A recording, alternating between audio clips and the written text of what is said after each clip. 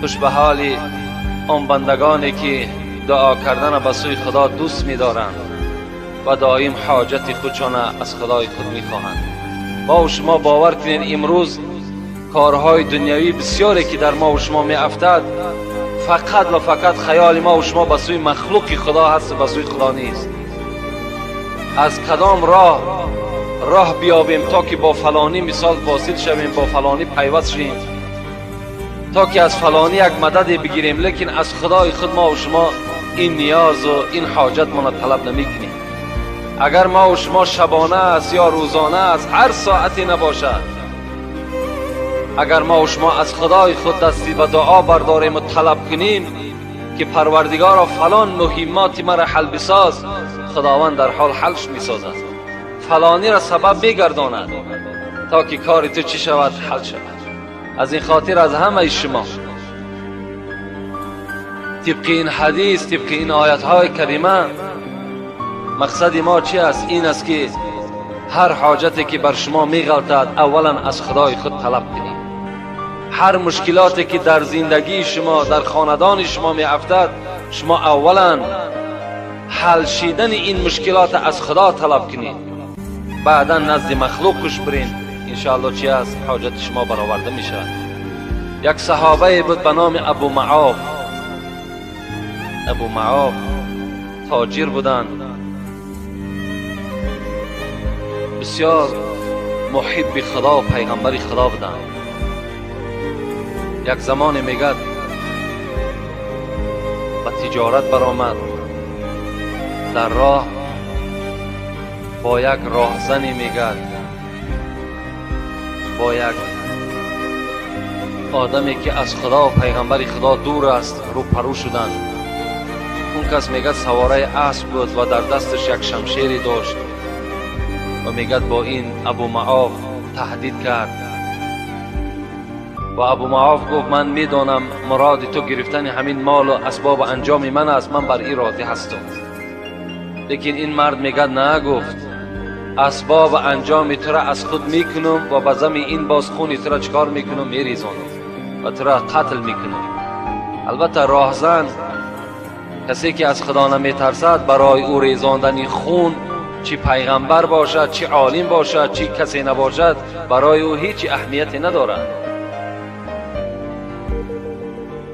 این مرد وقتی که میگه این سخن شنید، یک بیشه خالی در حال که محب خدا بود و راهی از این شکنجه خلاص شدنش بجز از خدا دیگر از هیچ چیز ندانست، میگه جای نماز خدا پرتاب، گفت اگر رخصت باشد 2 رکعت نماز پیش از آنی که من به هلاکت میرسم 2 رکعت نماز به سوی خدای خود بخوانم، بعدا مرحمت هر چیزی که میخوای کردن بگیر. حضرت میگه 2 رکعت نماز خواندن و بعد نماز میگه از صدق دل دستی به دعا برداشتند و از خدای خود زاره کردند.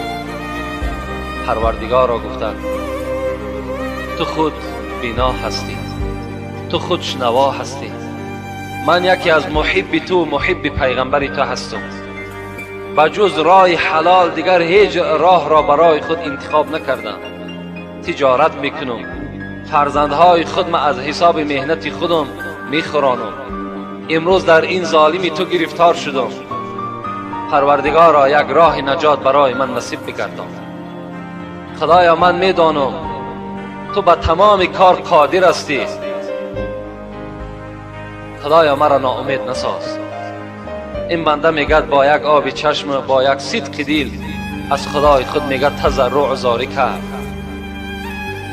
و مجرد میگه از بالای جای نماز خیست، نگاه کرد که یک اسب بالاش کسی سوار است و با یک سرعت بلند به سوی همین بنده چکار میکند؟ حرکت میکند. نزدیک شد، میگه شمشیر خودم میگه کشید و با گردن همین ظالم چکار کرد؟ زد.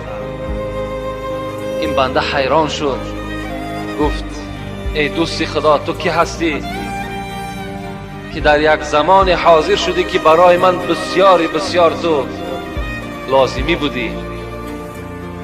گفت من ملائکی از ملائک خدا هستم.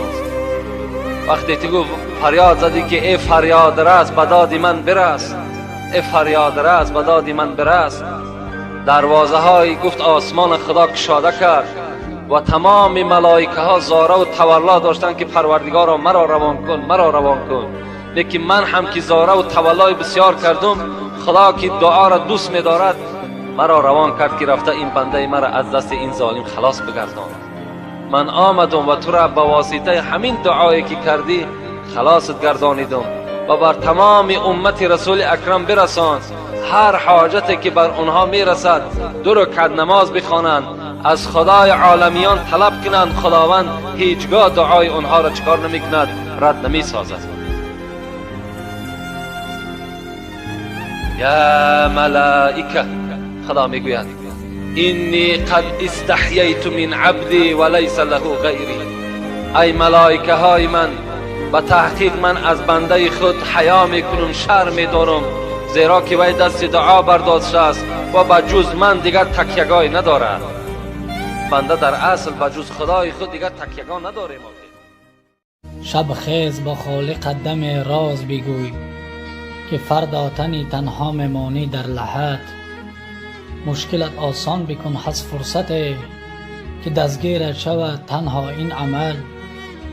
غم روزگار مخور الله رساند، غم دین خور که تنهایت نماند. کلام ذکر باید بسیار باشد، کلام دنیوی فایدت نباشد. عمل در کار کن که خیر باشد، ولا در کار بد رحمت نباشد. و نفس باور مکن مرگ ناگهانی است، وگرنه راه بازگشت ناتوانی است.